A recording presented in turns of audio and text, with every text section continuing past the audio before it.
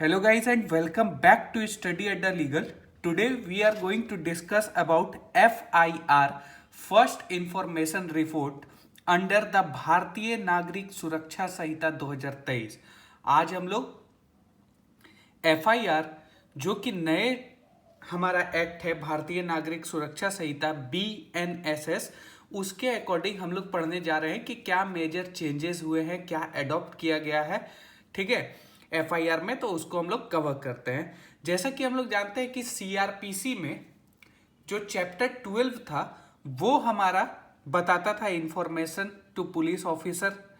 ठीक है, लेकिन अब जो है वो चैप्टर 13 में आ गया है हमारा FIR। पहले FIR क्या था, चैप्टर 12 में था, अब चैप्टर 13 में आ गया है। तो एक जो 7A जो था रेसिप्रोकल वाला चैप्टर, उसको अब चैप्टर 8 में डिफाइन कर दिया गया, बता दिया गया है, इसलिए एक सेक्शन आगे बढ़ गया है, एक चैप्टर आगे बढ़ गया है। इसीलिए अब चैप्टर 13 जो है वो FIR से गवर्न करेगा। चैप्टर 13 का सेक्शन 163, हाँ दोस्तों, अब FIR 154 नहीं रहा, अब हमारा सेक्शन 173, पहले क्या था 154, ठीक है, वो FIR से गवर्न करते थे, लेकिन अब हो गया है सेक्शन 173 ऑफ भारतीय नागरिक सुरक्षा संहिता। वो क्या बोलता है, इंफॉर्मेशन इन कॉग्निजेबल केसेस, यानी FIR जो हम लोग इनडायरेक्टली कहते हैं, वो अब आ गया है हमारा सेक्शन 173 में। तो चलिए हम लोग डिस्कस करते हैं क्या कहता है 173। अगर आप सेक्शन 154 अगर अच्छे से पढ़े होंगे तो आपके लिए ये बिल्कुल आसान होगा। इसमें कोई मेजर चेंजेस नहीं है, हल्के फुल्के हैं लेकिन कोई मेजर चेंजेस नहीं है। अगर 154 आपको पता है तो फिर ये तो आपको हवा में ही है, ठीक है, आराम से निकल जाएगा। ये क्या कहता है, सेक्शन 173 का पहला जो सेक्शन है, क्लॉज है 1, वो क्या कहता है, बोलता है every information relating to the commission of a cognizable cases. बोलता है कि एवरी इंफॉर्मेशन, किसी भी प्रकार का इंफॉर्मेशन, जानकारी जो कि किससे रिलेटेड हो, commission of a cognizable offence से रिलेटेड हो, irrespective area where the offence is committed.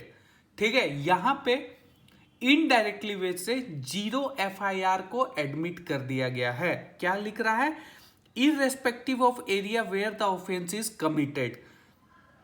ठीक है, आप कोई मतलब नहीं है कहाँ पे घटित हुआ है क्राइम, कहाँ पे किस एरिया में घटित हुआ है, पुलिस वाले ऐसा नहीं बोलेंगे कि ये मेरे एरिया के अंडर में नहीं आ रहा है। अब ऐसा कोई सिस्टम नहीं है, क्योंकि मेंशन कर दिया गया है कि अगर किसी भी प्रकार की जानकारी जो कि कॉग्निजेबल केसेस घटित होने की जानकारी, irrespective of the area where the offence is committed, may be given orally और बाय इलेक्ट्रॉनिक कम्युनिकेशन। ठीक है, दूसरा जो मेजर चेंज आया है वो क्या ऐड किया गया है, इलेक्ट्रॉनिक कम्युनिकेशन को भी जोड़ा गया है to an officer in charge of a police station and if given.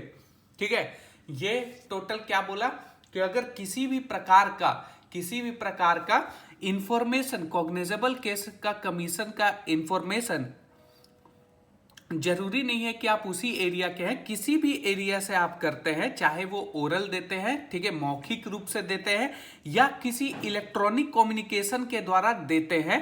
ठीक है, किसको, officer in charge of a police station. अब कैसे देते हैं, ठीक है, orally it shall be reduce to writing by him और अंडर हिज डायरेक्शन। या तो पुलिस ऑफिसर जो है उसको खुद से लिखेगा या कि अपने डायरेक्शन में किसी से लिखवाएगा, एंड जो भी व्यक्ति उसको दे रहे हैं उसके सामने वो पढ़ के उसको सुनाएगा कि भाई जो आपने कहा वो सही सही हमने लिखा है कि नहीं लिखा है। And every such information whether given in writing और reduced writing as aforesaid shall be signed by the person giving it. और जो भी उसके सामने पढ़ा गया है, लिखा गया है, उस पर जो भी इंफॉर्मेंट है, जो भी FIR लिखवा रहा है, इंफॉर्मेशन दे रहा है, उसकी सिग्नेचर लेगी। ये तो पहला एज इट इज जो प्रीवियस था वो उसके बारे में बोल रहा है। दूसरा ये नया ऐड किया गया है, बोलता है बाय इलेक्ट्रॉनिक कम्युनिकेशन। अगर कोई इलेक्ट्रॉनिक कम्युनिकेशन के द्वारा कुछ दे रहा है, इंफॉर्मेशन दे रहा है, commission of a cognizable cases का जानकारी दे रहा है, it shall be taken on record by him on being signed with in 3 days bye the person giving it. तो आप इंफॉर्मेशन जो ऑनलाइन दे रहे हैं, ठीक है, उस इंफॉर्मेशन पे 3 दिन के भीतर आपको सिग्नेचर करना होगा थाने में जाके, ठीक है। अब ये क्यों हुआ? अगर मान लीजिए कोई गलत इंफॉर्मेशन दे रहा है, कोई जानबूझ के कोई बदमाशी कर रहा है, मजाक कर रहा है, तो उस चीज को दूर करने के लिए भैया आप अगर कोई भी तरह का इलेक्ट्रॉनिक कम्युनिकेशन के द्वारा इंफॉर्मेशन दे रहे हैं तो 3 दिन के भीतर जाकर उस इंफॉर्मेशन पे, उस जो आपने इंफॉर्मेशन दिया इलेक्ट्रॉनिक कम्युनिकेशन के द्वारा, उस पे आप जाके सिग्नेचर कर दीजिए, ठीक है। And the substance therefore shall be entered in a book to kept as a such police officer in such form the state government may rules prescribe in his behalf. और जो भी सब्सटेंस होंगे, जो भी एफआईआर का procedure होगा, उसके बाद पुलिस ऑफिसर क्या करेगा, वो चीज को अपने एक डायरी में, ठीक है, जो कि स्टेट गवर्नमेंट उसको प्रोवाइड करती है, एंट्री बुक जिसको कहते हैं, चेक बुक जिसको कहते हैं, ठीक है, उसमें वो सब्सटेंस को क्या करेगा, फिल करेगा कि भाई इस तरह के इंफॉर्मेशन। तो ये क्लॉज 1 जो है वो क्लियर हो गया होगा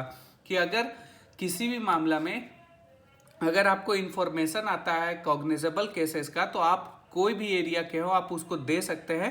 दैट इज 0 FIR में बी गिवन, या तो ओरल मौखिक रूप से दे सकते हैं या किसी इलेक्ट्रॉनिक या ई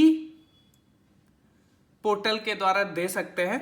officer in charge of a police station को अगर ओरल दे रहा है तो वो आपके सामने लिखेगा, ठीक है, या अपने डायरेक्शन में किसी से लिखवाएगा, आपके सामने पढ़ेगा और उसके बाद आपका इंफॉर्मेंट का सिग्नेचर लेगा। अगर इलेक्ट्रॉनिक माध्यम से आप FIR दे रहे हैं तो उसको 3 दिन के भीतर आपको थाना में जाके सिग्नेचर करना होगा उस पर, ठीक है।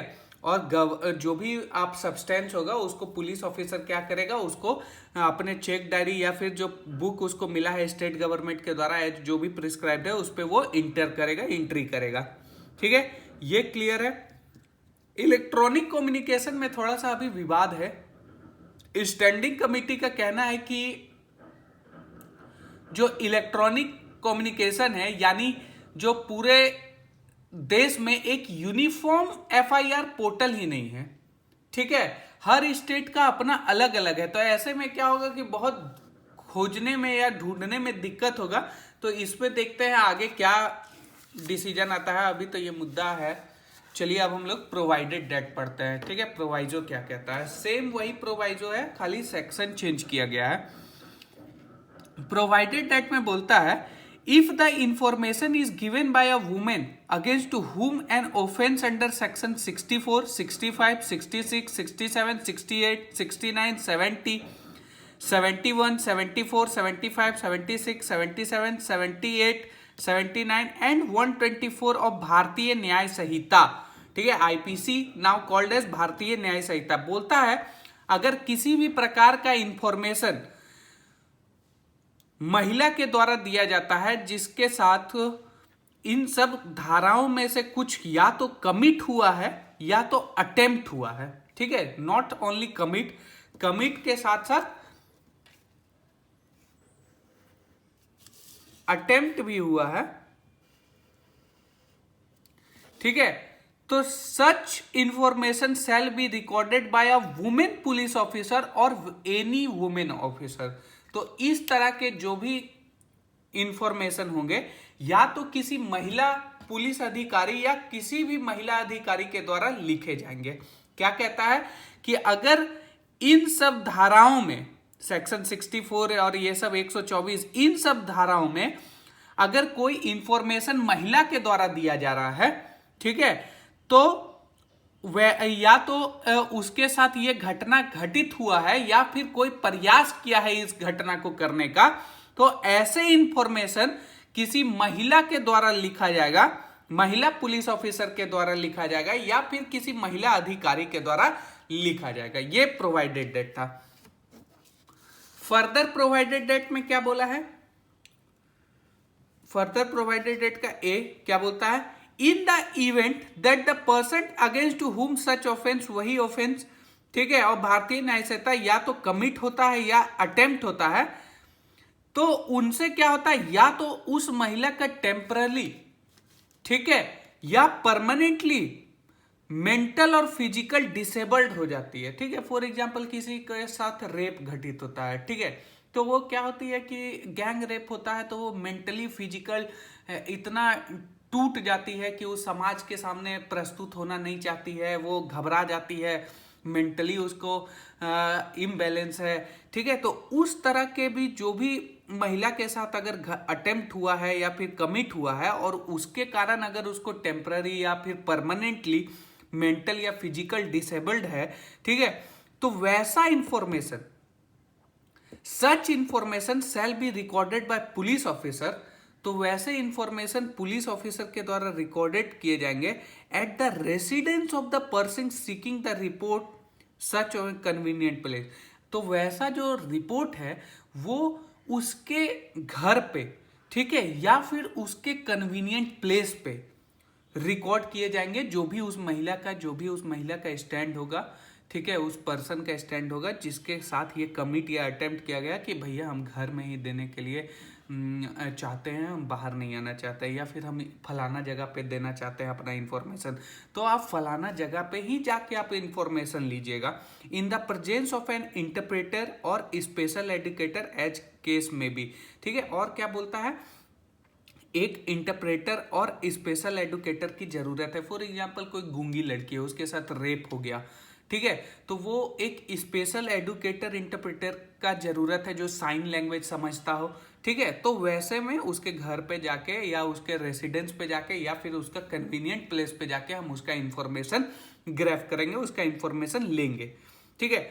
The recording of such information shall be videographed, और जो भी वो महिला अपना व्यक्तित्व बयां कर रही है, बोल रही है, तो उसका वीडियोग्राफ भी होना जरूरी है, ठीक है।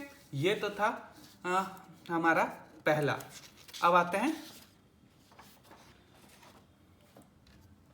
क्या बोलता है, the police officer shall get in the statement of police record by a magistrate under clause इतना इतना it is soon as possible. इसमें कुछ खास नहीं है, वही पुराना वाला है, ठीक है। दूसरा क्या बोलता है, वही सेम है, पुराना वाला ही है कि एक copy of information as recorded under subsection 1, जो भी सबसेक्शन 1 में रिकॉर्ड किया गया है, shall be given for with free of cost to the informant और विक्टिम, ठीक है। जो आपने सब्सटेंस लिखा है, एफआईआर आपने दर्ज करवाए हैं, उसका एक फ्री ऑफ कॉस्ट आपको कॉपी प्रोवाइड किया जाएगा, उसके लिए कोई भी पैसा नहीं लिया जाएगा। किसको, या तो जो इंफॉर्मेंट या विक्टिम, जो भी एफआईआर इंफॉर्मेशन वो दे रही थी, उसको फ्री ऑफ कॉस्ट एक कॉपी प्रोवाइड किया जाएगा। जो भी आप ये तो सेम है, 2 में पहले वाले में भी था, सीआरपीसी में अभी भी वही है, ठीक है। 3, ये एकदम नया नया जोड़ा गया है, ठीक है, ये एकदम नया है, ये इंपॉर्टेंट है। पहले 3 ही था लेकिन अब 4 हो गए हैं, ये एकदम न्यू है। इसमें क्या बोलता है, without prejudice to the provision content in section 175 on receipt of, अगर किसी भी तरह का आपको इंफॉर्मेशन मिलता है commission of a cognizable offence, ठीक है, commission of a cognizable offence का आपको इंफॉर्मेशन मिलता है जिसका सजा है 3 साल से ऊपर but not less than 7 years, ठीक है। क्या बोलता है, 3 ईयर्स और more but not less than 7 years. तो ऐसे इंफॉर्मेशन, ऐसे कॉग्निजेबल केसेस में the officer in charge of a police station, जो officer in charge of a police station होगा, ठीक है, वो prior permission of the deputy superintendent of police, DSP का prior permission not below the rank of deputy superintendent of police, वो क्या करेगा, एक प्रिलिमिनरी इंक्वायरी कंडक्ट करेगा, ठीक है। अब फिर से समझिए, ये इंपॉर्टेंट है।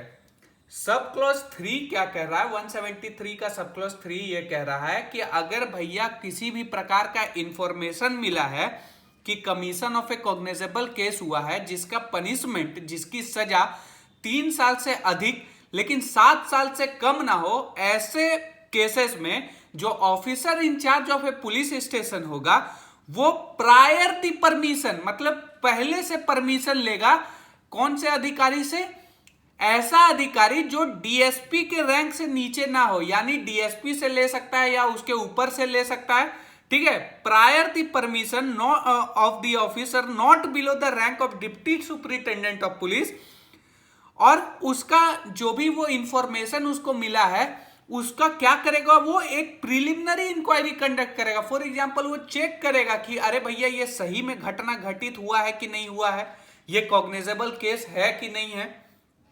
ठीक है, उस चीज के लिए वो प्रिलिमिनरी इंक्वायरी कंडक्ट करेगा। ठीक है, और वो प्रिलिमिनरी इंक्वायरी का पीरियड टाइमलाइन कितना होगा, 14 दिन का होगा टाइमलाइन।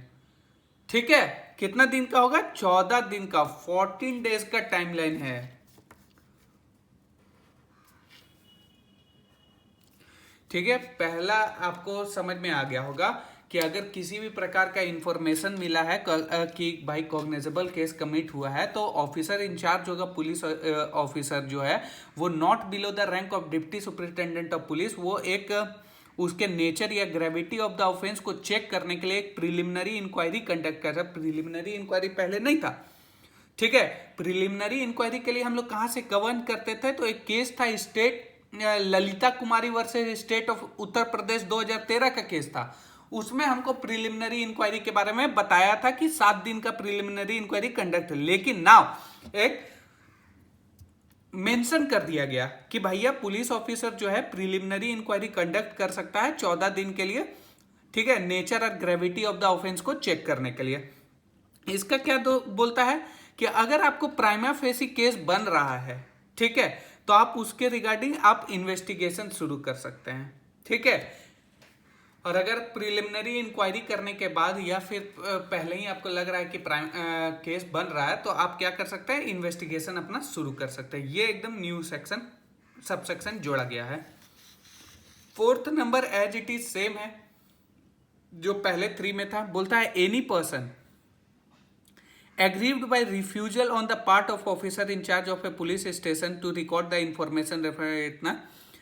बोलता है कि अगर कोई भी व्यक्ति, ठीक है, एग्रीव्ड पर्सन अगर ऑफिसर इंचार्ज उसका एफआईआर लिखने से मना करता है, इंफॉर्मेशन लिखने से मना कर देता है, ठीक है, तो वो अपना इंफॉर्मेशन सब्सटेंस जो है या तो लिखित रूप में इन राइटिंग पोस्ट कर सकता है। किसको कर सकता है, सुपरिटेंडेंट ऑफ पुलिस को कर सकता है, एसपी को पोस्ट के माध्यम से आप भेज सकते हैं। और अगर एसपी सेटिस्फाइड होता है कि सच जो इंफॉर्मेशन वो एफआईआर के रूप में या फिर पोस्ट के थ्रू आया है वो कमीशन ऑफ ए कॉग्निजेबल के ऑफेंस से रिलेटेड है, तो पुलिस ऑफिसर इधर इन्वेस्टिगेट कर सकता है या अपने अंडर में अपने डायरेक्शन में इन्वेस्टिगेशन करवा सकता है कोई भी पुलिस ऑफिसर जो उसका सबऑर्डिनेट होगा। ठीक है, तो ये हमारा सेक्शन 4 जो एज इट इज था, सब सेक्शन 4 वो दिया गया है कि भैया अगर थाना प्रभारी या फिर थाने में अगर उसका एफआईआर लिखने से राजी नहीं होता है, तो वो भाई अपना जो सब्सटेंस है वो लिखित रूप से पोस्ट कर सकता है सुपरिटेंडेंट ऑफ पुलिस को, और सुपरिटेंडेंट ऑफ पुलिस या तो खुद से या फिर अपने डायरेक्शन में किसी भी अपने सबऑर्डिनेट पुलिस ऑफिसर से उस तरह का इन्वेस्टिगेशन शुरू करवा सकता है। ठीक है, किसके अंडर, जो भी संहिता में दिए गए हैं उस तरह के प्रोसीजर के। तो ये हमारा ब्रीफ था एक एफआईआर से, होप आप लोग को समझ में आया हो। अब जो हम लोग ऊपर में वहाँ प्रोवाइडेड में सेक्शन पढ़े थे वो क्या क्या बोलता है। सेक्शन 64 जो है पनिशमेंट फॉर रेप के बारे में बात करता था। 65 punishment for rape in certain cases. 66 punishment for causing death resulting in present various state of victim। 67 sexual intercourse by husband upon his wife during separation or by a person in authority। 68 sexual intercourse by a person in authority। वही gang rape punishment for यही सब, wild stalking, dowry death, wrongful restraint, तो यही सबसे related था हमारा सारा। Screenshot ले लीजिए, नहीं तो आपके पास तो बेयर एक्ट होगा ही। चलिए, तो ये था हमारा आज का टॉपिक एफआईआर से रिलेटेड। आई होप आप लोग को समझ में आया होगा। मैं प्रीवियस ही एक्ट का जो आपको बेयर एक्ट लैंग्वेज था उसी को समझाने का कोशिश किया हूँ। ठीक है, तो चलिए, अगर आपको वीडियो पसंद आया होगा तो लाइक कर दे, चैनल को सब्सक्राइब कर दे और अपने दोस्तों के साथ जरूर शेयर करें। हम लोग ऐसे ही जो भी नया नया टॉपिक है, भारतीय नागरिक सुरक्षा, भारतीय न्याय संहिता और भारतीय साक्ष्य अधिनियम, उससे रिलेटेड वीडियो लेके आएंगे। अगर ये नोट्स चाहिए, ठीक है, तो आप मुझे इंस्टाग्राम पे डीएम कर सकते हैं। उसका लिंक मैंने आपको डिस्क्रिप्शन में डाल रखा है। चलिए, थैंक यू।